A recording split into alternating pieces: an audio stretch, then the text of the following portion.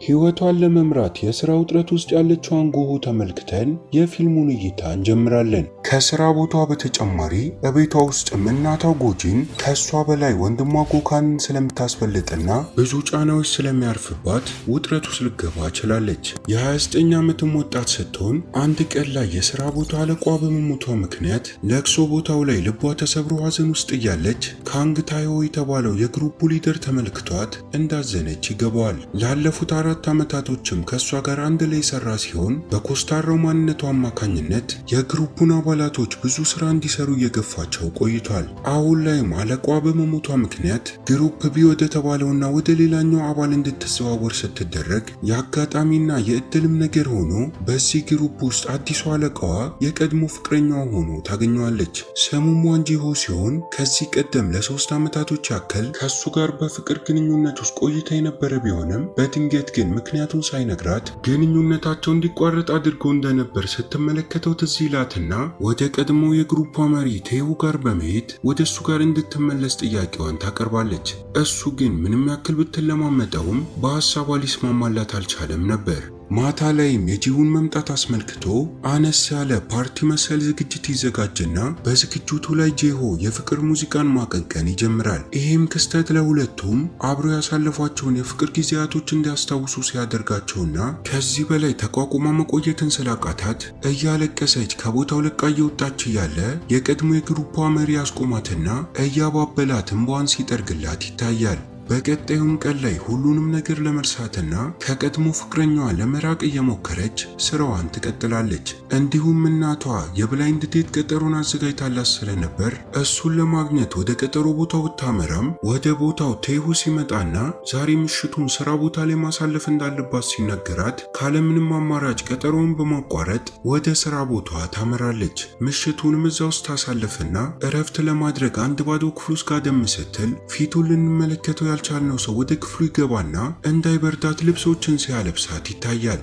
ከቀናቶችም በኋላ ስራ ቦታዋ ላይ አነስ ያለ የእራት ዝግጅት ይዘጋጃል። እሷም ከቀድሞ ፍቅረኛዋ ጋር ላለመገናኘት ስትል ከዝግጅቱ በመቅረት እናቷን ሰርፕራይዝ ለማድረግ አንዳንድ ስጦታዎችን ገዝታላት ወደ ቤቷ ስታመራና በሚያሳዝን ሁኔታ ግን እናቷ ከሰው ጋር ስለሷ መጥፎ ነገሮችን ስታወራ ሰምታት ሐሳቧን በመቀየር ከሴት ጓደኛዋ ጋር ወደ ፓርቲ ቦታ በመሄድ እየተዝናናች እያለ የአጋጣሚ ነገር ሆኖ ቴሁና ጂሁም ወደ ቦታው መጥተው ስለነበር ጆንግሚን ከተባለ ሰው ጋር እየጨፈረች ስትዝናናና ሳታስበው እሱ ሲስማት ሳይቀር ይመለከቷታል። ምንም ያክል ቢለያዩም በተመለከተው ነገር ግን የቀድሞ ፍቅረኛዋ ከመጠን በላይ ቀንቶ ነበር።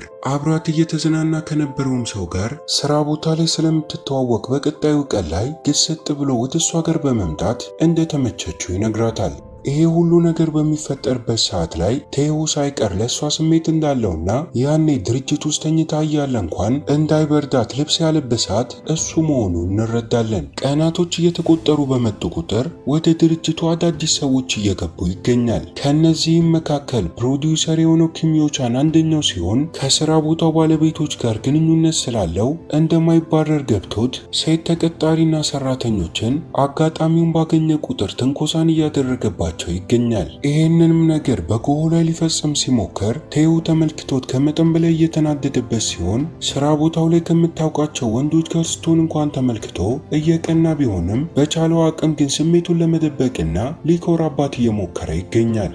አንድ ቀን ላይም ከሷ ጋር በመኪና የማስታወቂያ ስራዎች ላይ ለመሳተፍ አንድ ላይ እየተጓዙ የነበረ ቢሆንም ጉንፋን ይዟት ስለነበር ስታስነጥስና ስታስል ተመልክቷት እሱንም እንዳታስይዘው ከመኪናው እንድትወርድና እረፍት እንድታደርግ ሲነግራት ይታያል።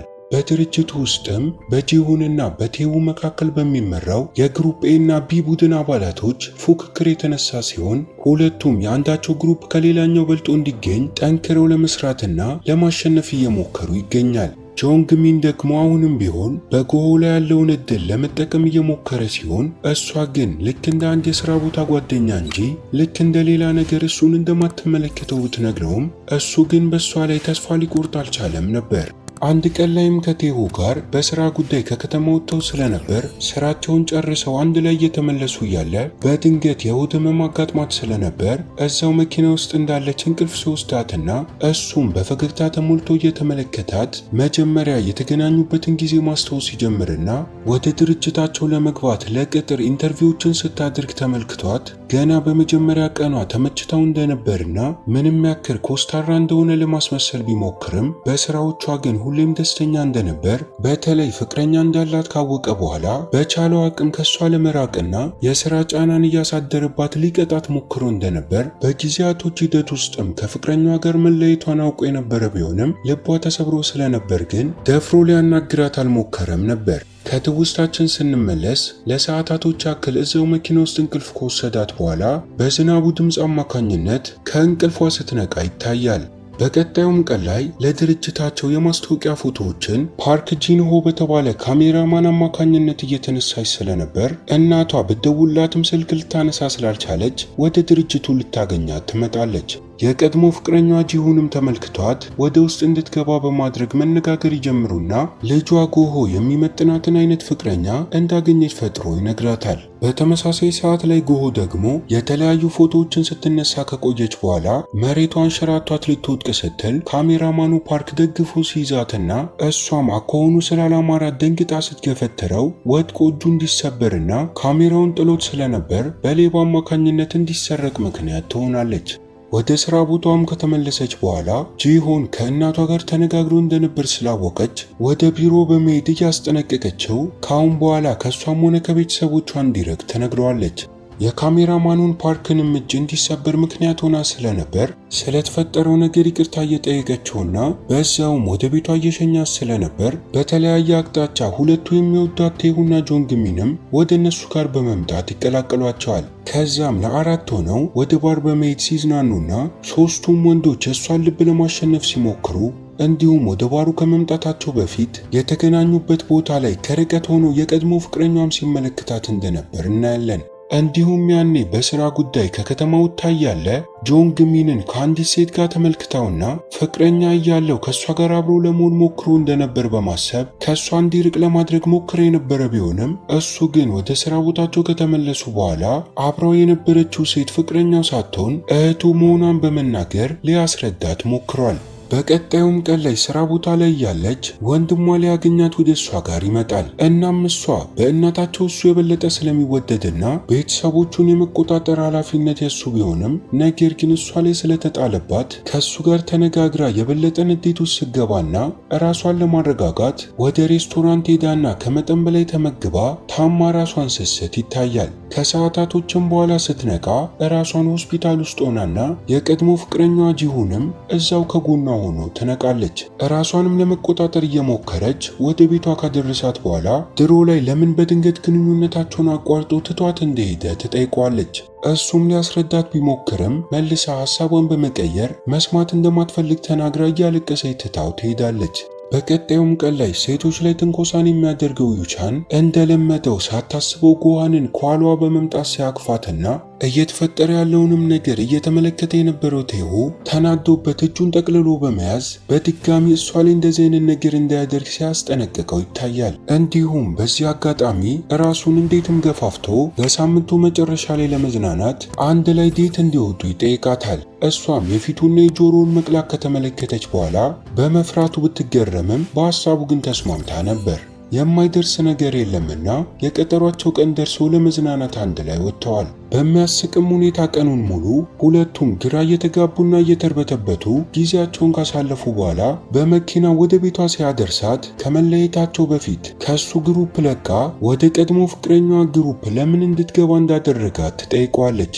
እሱም አፍረጥርጦ ከሷ ፍቅር እየያዘው እንደነበርና መጨረሻ ላይ እንዳይጎዳና እንዳይለምዳት አስቦ እንዳደረገ በመናገር ትቷት ከዛ ቦታ ይሄዳል። በሰማችውም ነገር ትናደዳለች ብለን ብንጠብቅም በተቃራኒው ግን ደስተኛ ስትሆን እናያታለን። ወደ ቤቷ ከመግባቷ በፊትም እዛው እየጠበቃት ከነበረው ከቀድሞ ፍቅረኛዋ ጋር ስትገናኝና ያኔ ትቷት ሊሄድ የቻለው ቤተሰቦቹ ባጋጠማቸው የገንዘብ እጥረት አማካኝነት እንደሆነ እሷም በዚህ ጉዳይ ላይ እንድትጎዳ እንዳልፈለገ በመናገር አቅፎ ሊያረጋጋት ይሞክራል። ጎሆ ግን በዝምታ ተሞልታና አስቆማው ወደ ቤቷ ትታው ትገባለች። በቀጣዩም ቀን ላይ ስራ ቦታ ላይ ያሉ ቴሁ የለበሰው ነጭ ልብስ ላይ ቡና ስለተደፋበት ጎሆን እንድትገዛለት የክሬዲት ካርዱን ሲሰጣትና ይህንንም የተመለከተው ጄሆ እሷ በሱ ግሩፕ አባል ስር እንደሆነች እናም የራሱን የግሩፕ አባል መላክ እንደሚችል በመናገር በሁለቱ መካከል አለመግባባት መፈጠር ይጀምራል።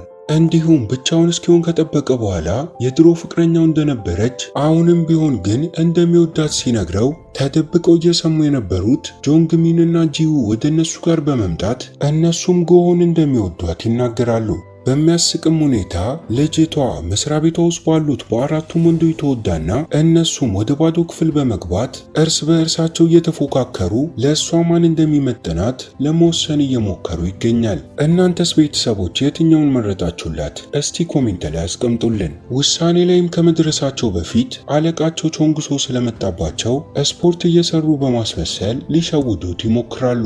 በሚያስቅ ሁኔታ ግን እሱም ስላወቀባቸው ከእነሱ ጋር ለምርጫው እየተወዳደረ ይገኛል። ከዚህም ክስተት በኋላ በቀጣዩ ቀን ላይ ጂሁ ወደ እሷ ጋር በመሄድ ወደ ድሮ ግንኙነታቸው እንዲመለሱ ጥያቄ ያቀርብላታል። እሷ ግን የድሮ ነገር ድሮ እንደቀረና አሁን ሌላ የምትወደው ሰው እንዳለ ነበር የነገረችው።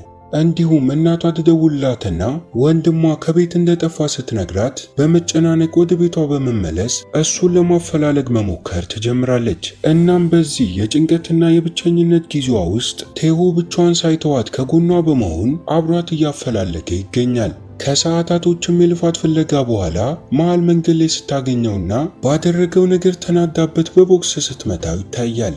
ከቀናቶችም በኋላ በእሷና በቴሁ መካከል ባለው ቀረቤታ ሁለቱም የፍቅር ግንኙነት ውስጥ እንዳሉ እንረዳለን። እሱም መጀመሪያ ከተገናኙበት ጊዜ ጀምሮ ላለፉት 4 ዓመታቶች ያክል እንደወደዳት ነግሯታል። እንዲሁም በእነዚህ ቀናቶች ውስጥ የቀድሞ ፍቅረኛዋ አባት በማረፉ ምክንያት ልታጽናና ወደ ለቅሶ ቦታ ስትሄድና እሱም ሲመለከታት እያለቀሰ ሲያቅፋት አዲሱ ፍቅረኛዋ ቴሁ ተመልክቷት ቢቀናም ሐዘን ላይ ስለሆነ ግን ንዴቱን ዋጥ ሲያደርገው ይታያል። እሱም ቢሆን ሌላ ሰው ወድጃለሁ በማለት ነግረው ስለነበርና የወደደችው ሰው ቴሁ መሆኑን ስለተረዳ በእሷ ላይ ሙሉ በሙሉ ተስፋ ቆርጦ ደስታን ተመኝቶላቸው ትቷቸው ሲሄድና እነሱም ቀን በቀን በመካከላቸው ያለው ፍቅር እየጠነከረ መጥቶ የደስታ ህይወትን ሲያሳልፉ እያየን ፊልሙ እዚህ ላይ ያበቃል። ቤተሰቦች እንደወደዳችሁት ባለሙሉ ተስፋ ነኝ። ከተመቻችሁ ቪዲዮ ላይክ፣ ሰብስክራይብ በማድረግና ያላችሁን ሐሳብና አስተያየት ኮሜንት ሴክሽን ላይ ያስቀመጣችሁልን በቀጣይ በሌላ ቪዲዮ እስኪያገናኘን ድረስ ቸር ያቆየን።